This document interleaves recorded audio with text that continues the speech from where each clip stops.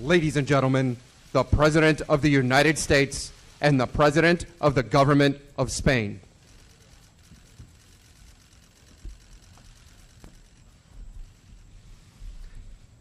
Thank you very much, everybody. Please be seated. Good afternoon. I'm greatly honored to welcome President Mariano Rajoy of Spain, and it's a great honor to have you at the White House. Thank you very much. We've just concluded a very productive conversation on a crucial range of economic and security issues. Before we begin, I'd like to take a moment to send America's hearts and prayers to the people of Puerto Rico and the U.S. Virgin Islands. Both have been devastated, and I mean absolutely devastated, by Hurricane Maria, and we're doing everything in our power to help the hard-hit people of both places, Puerto Rico and the Virgin Islands. A massive effort is underway, and we have been really treated very, very nicely by the governor and by everybody else. They know how hard we're working and what a good job we're doing. As we speak, FEMA, our great first responders, and all available federal resources, including the military, are being marshaled to save lives, protect families, and begin a long and very, very difficult restoration process. I have directed all relevant departments and agencies to assist in the response and recovery effort. As Governor Rossello just told me this morning, the entire federal workforce is doing great work in Puerto Rico, and I appreciated his saying it, and he's saying it to anybody that will listen. Our team has been incredible after having gone through Texas and then Florida with other stops along the way. And he further went on, he said, and through the Trump administration's leadership, the relationship between FEMA and my team is very, very strong. I will be going to Puerto Rico on Tuesday. I'll also be going to the U.S. Virgin Islands. Over the last several weeks, our nation has been tested by the destructive force of Mother Nature, but we will respond to it with an even mightier force. The resolve of the American spirit. Texas, Louisiana, and Florida are in really good shape and moving along well. We thank all of the first responders and volunteers who have risked their lives, and that's what they did. They risked their lives. To all of those impacted by the trouble and these horrible hurricanes and storms that have affected and impacted our country, I thank you. The recovery process will be a very, very difficult one. We will get through this, and we will get through it together. We will be stronger. We will be bigger. We will be better. Thank you very much. The United States and Spain are great friends and close allies. Our bonds, culture, and commerce go back many centuries. Our schools teach American children about Spain's history of exploration. Our museums treasure beautiful Spanish works of art, and your country's contributions to architecture, music, and film are admired all over the world. It's a greatly admired country. The deep relationship between our two people is a strong foundation for lasting cooperation. On behalf of the American people, I want to express our support and extend our prayers to all of those affected by the vile terror attack in Spain last month. I want to assure the people of Spain that America stands with you in confronting this evil that threatens all of humanity. We will continue to deny the terrorists their funding, their territory, and any form of support for their wicked ideology. In this common fight, America greatly appreciates Spain's contribution to the coalition to defeat ISIS.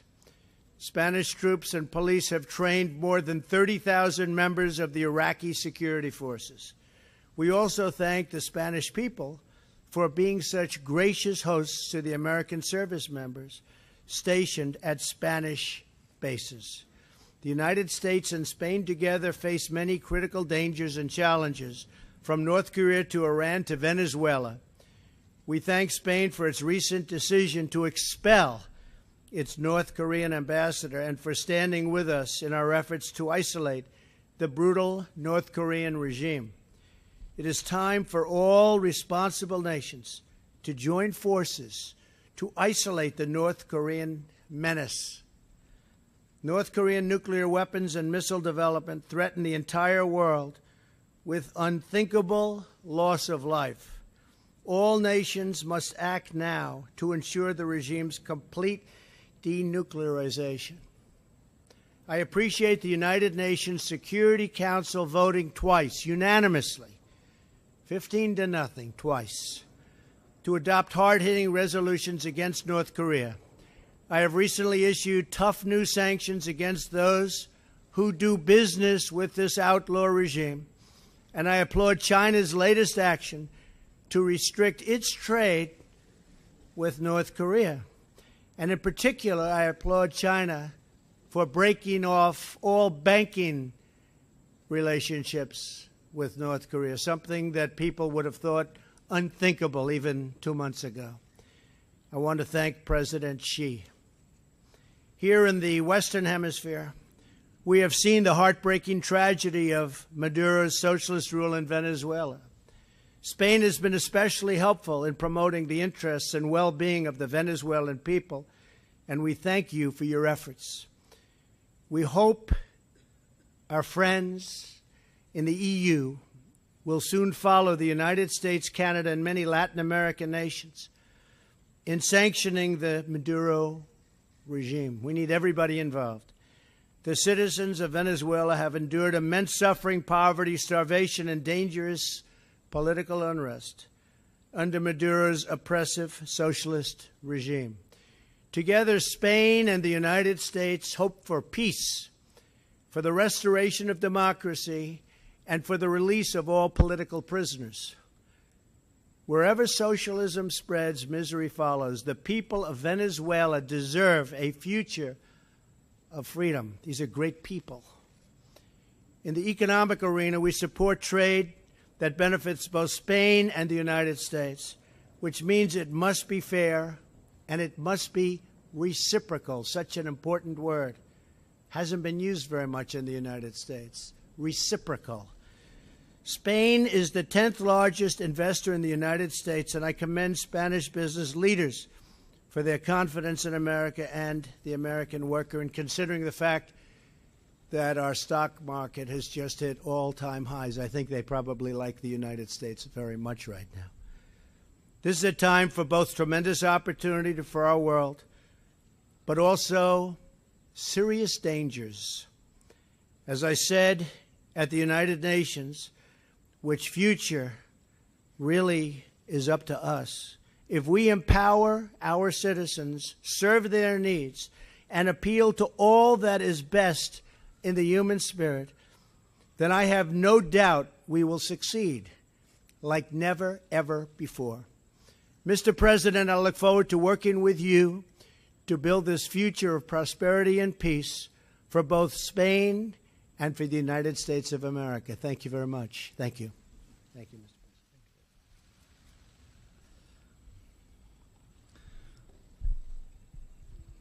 President. Ladies and gentlemen, good afternoon.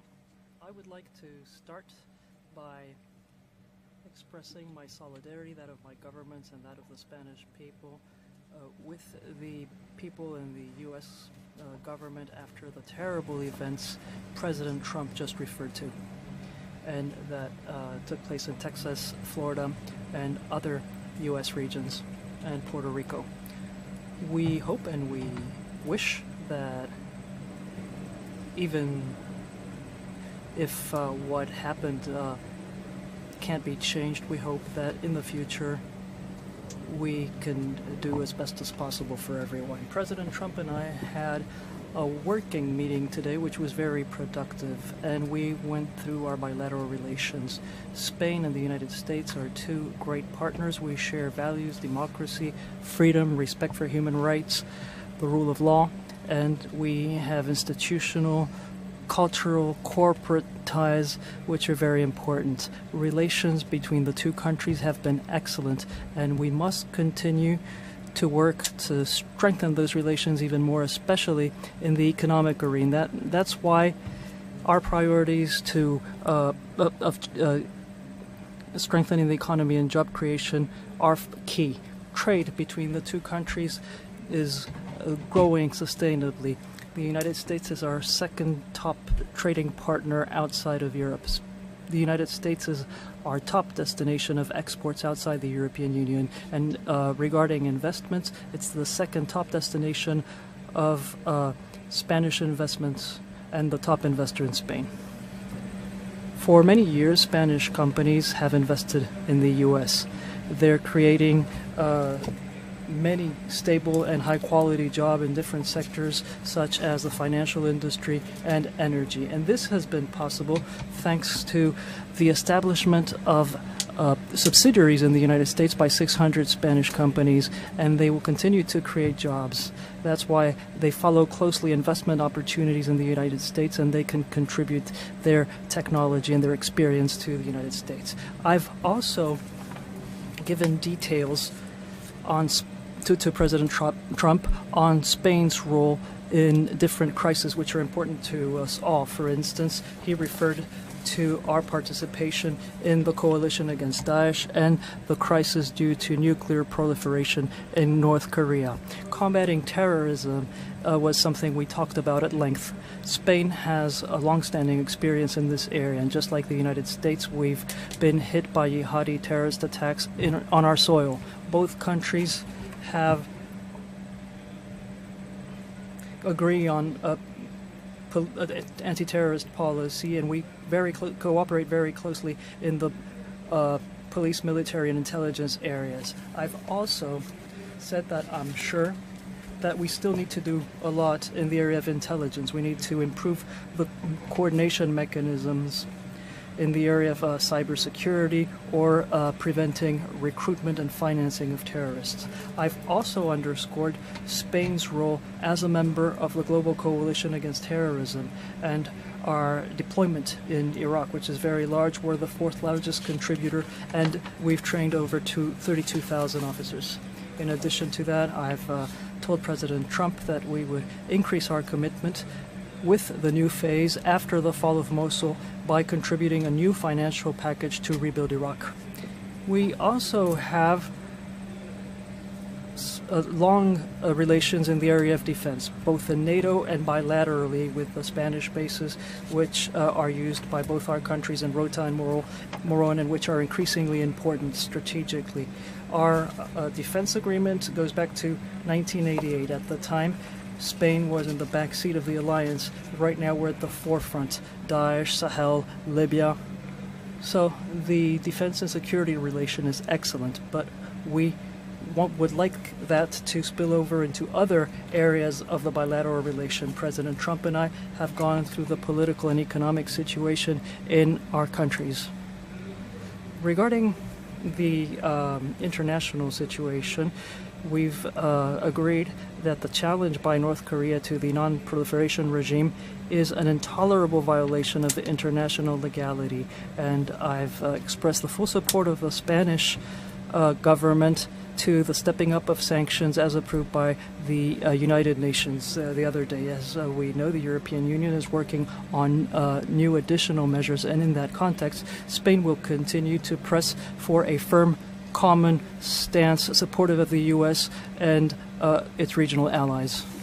I've also reminded President Trump that the Spanish government has taken measures that have reduced the diplomatic presence of North Korea in our country. President Trump has thanked me for the firm position my government has taken and the measures we've adopted. Regarding Venezuela, we've exchanged views on the worrying totalitarian direction the country's moving in and its impoverishment with the implications that has in the humanitarian area.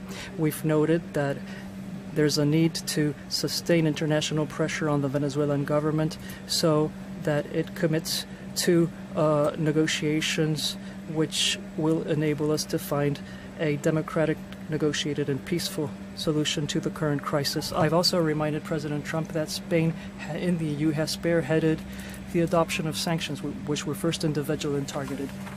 So we've gone through the political and economic situation of both our countries. Spain and the United States are two democracies, friends and allies with many common values and interests. And we've agreed to work together in the area of the defense of those values with a comprehensive and cooperative vision. I would like to thank the warm welcome that was extended to us by President Trump and his team at the White House. And I would also like to underscore the friendship that exists between the United States and Spain. Thank you. Thank you very much. Steve Holland, please. Reuters. Don't get nervous, Steve. There's some concern that you were preoccupied with the NFL instead of dealing with Puerto Rico. Why isn't that a fair assessment? Well, I wasn't preoccupied with the NFL. I was ashamed of what was taking place because to me that was a very important moment. I don't think you can disrespect our country, our flag, our national anthem. To me, the NFL situation is a very important situation. I've heard that before about was I preoccupied. Not at all. Not at all. I have plenty of time on my hands. All I do is work. And to be honest with you, that's an important function of working. It's called respect for our country. Many people have died. Many, many people. Many people are so horribly injured. I was at Walter Reed Hospital recently, and I saw so many great young people, and they're missing legs, and they're missing arms, and they've been so badly injured. And they were fighting for our country. They were fighting for our flag. They were fighting for our national anthem. And for people to disrespect that by kneeling during the playing of our national anthem, I think is disgraceful. So I will also say that, again, I read you part of his quote, but the governor of Puerto Rico is so thankful for the great job that we're doing. We did a great job in Texas, a great job in Florida, a great job in Louisiana. We hit little pieces of Georgia and Alabama. And frankly, we're doing, and it's the most difficult job because it's on the island. It's on an island in the middle of the ocean. It's out in the ocean. You can't just drive your trucks there from other states. And the governor said we are doing a great job. In fact, he thanked me specifically for FEMA and all of the first responders in Puerto Rico. And we're also mentioning with that the U.S. Virgin Islands. It was devastated. So we are totally focused on that. But at the same time, it doesn't take me long to put out a wrong, and maybe we'll get it right. I think it's a very important thing for the NFL to not allow people to kneel during the playing of our national anthem, to respect our country and to respect our flag. Okay? Thank you.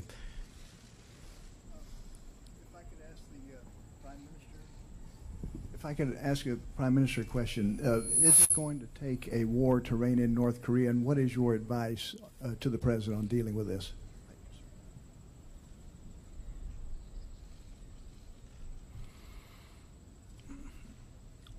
Bien, ninguno tenemos. No one wishes for there to be a war anywhere in the world, but it's true that the recent events in North Korea, with implications in the neighboring countries, very important countries, and means that we all have to be forceful, and those of us who defend the values of democracy, freedom, and human rights have to let North Korea know that it isn't going anywhere in that direction. For the time being, sanctions have been adopted. Spain will support any political decision which will contribute to putting an end to this situation, which has nothing to do with the principles and values most of Western and global democracies defend. A ver, adelante. Gracias. Buenas tardes, José. Thank you, Jose Miguel Blanco from FA. We don't know whether during your conversation you discussed the Catalan situation, and this is a question for President Trump. Do you support what the Spanish government is doing regarding Catalonia? And I'd like to ask the President of the Spanish government whether he fears there might be a unilateral declaration of independence in Catalonia, and what would the government do then? Well, I think that Spain is a great country and it should remain united. We're dealing with a great, great country and it should remain united. I've been watching that unfold, but it's actually been unfolding for centuries. And I think that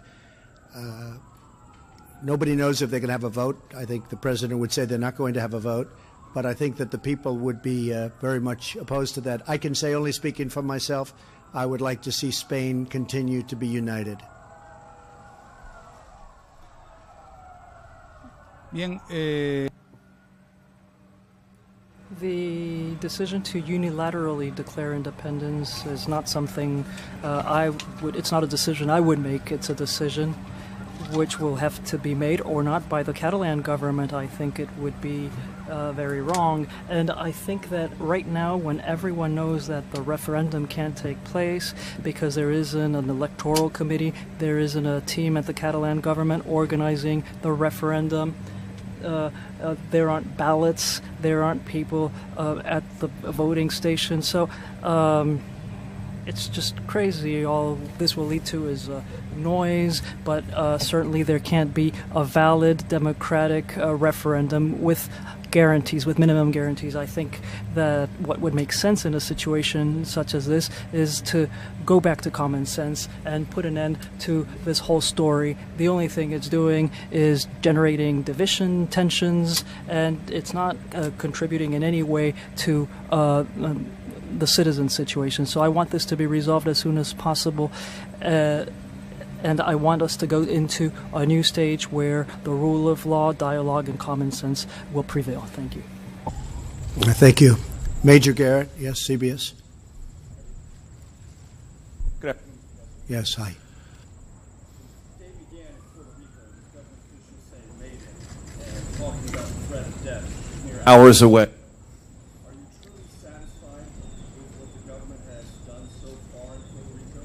And can you tell the people there things are actually going great when government officials there are warning of imminent death for many people there? And you have a special meeting. Are you contemplating the deployment of special naval assets or air assets to Puerto Rico to redress problems there?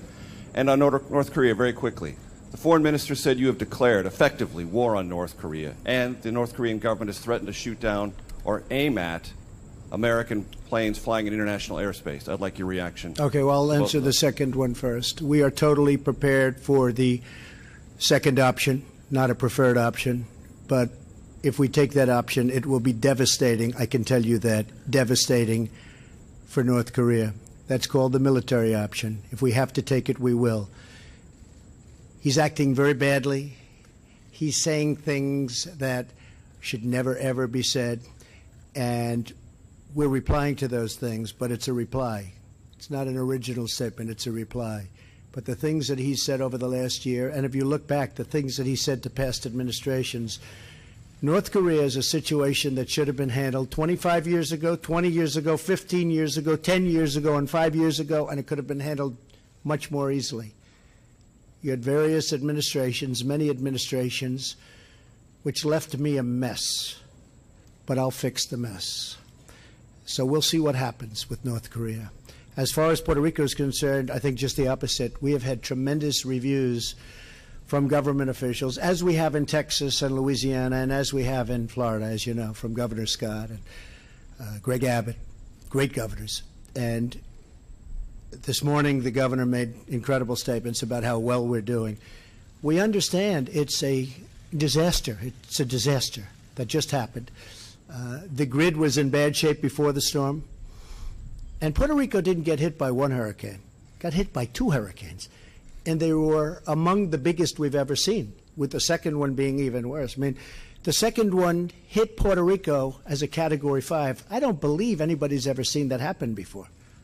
Hit land with that kind of velocity. The governor has been extremely generous, and I appreciated it. We right now have our top people from FEMA, and they have been there. We are unloading on an hourly basis massive loads of water and food and supplies for Puerto Rico. And this isn't like Florida where we can go right up the spine, or like Texas where we go right down the middle and we distribute. This is, you know, a thing called the Atlantic Ocean. This is tough stuff.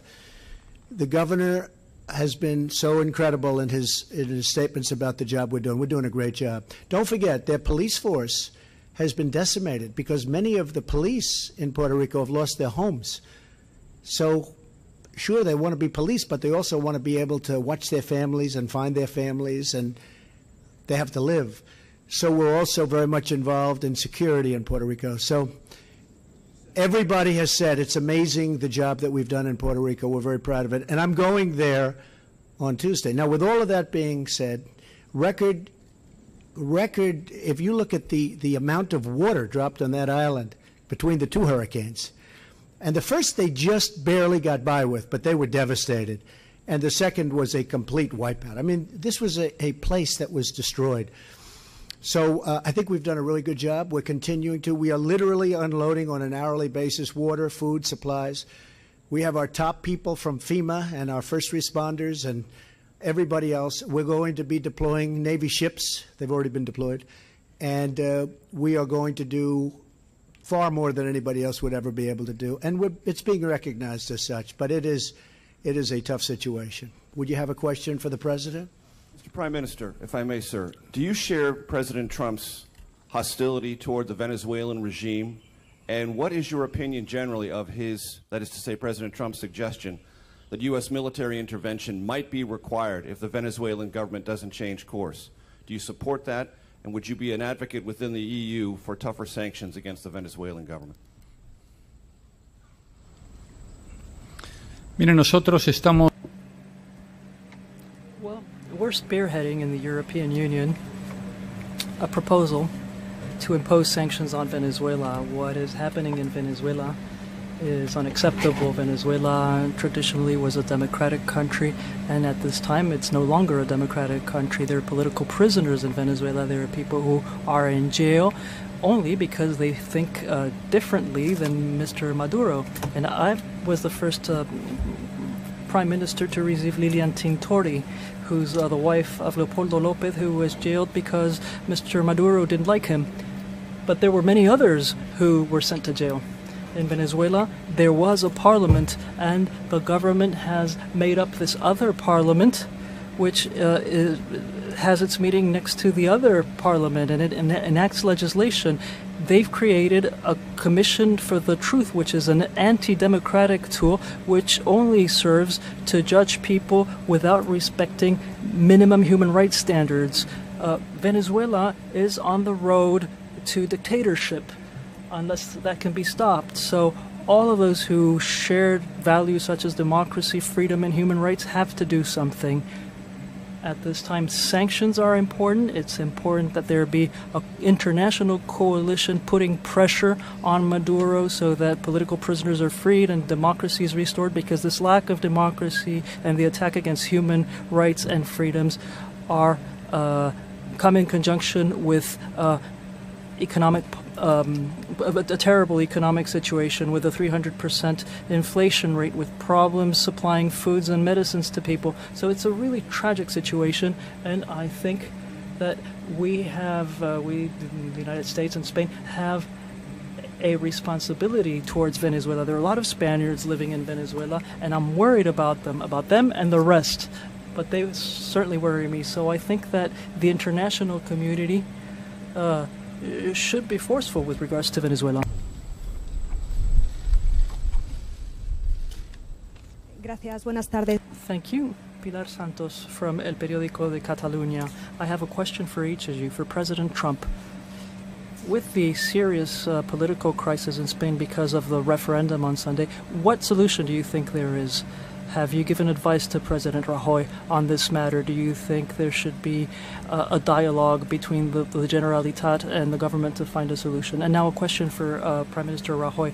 It seems that what you're doing in Catalonia, the way you're managing things in Catalonia, is having an impact on the budget, and I'd also like to know whether you think that the situation with the PNV party can be resolved, or do you think that you will have to call early elections? Thank you very much. Well, I think the people of Catalonia have been talking about this for a long time, but I bet you if you had accurate numbers and accurate polling, you'd find that they love their country, they love Spain, and they wouldn't leave. So I'm just for united Spain. I speak as the president. Respect for your president and also has really great respect for your country. I really think the people of Catalonia would stay with Spain. I think it would be foolish not to, because you're talking about staying with a truly great, beautiful, and very historic country. Muchas gracias. Thank you.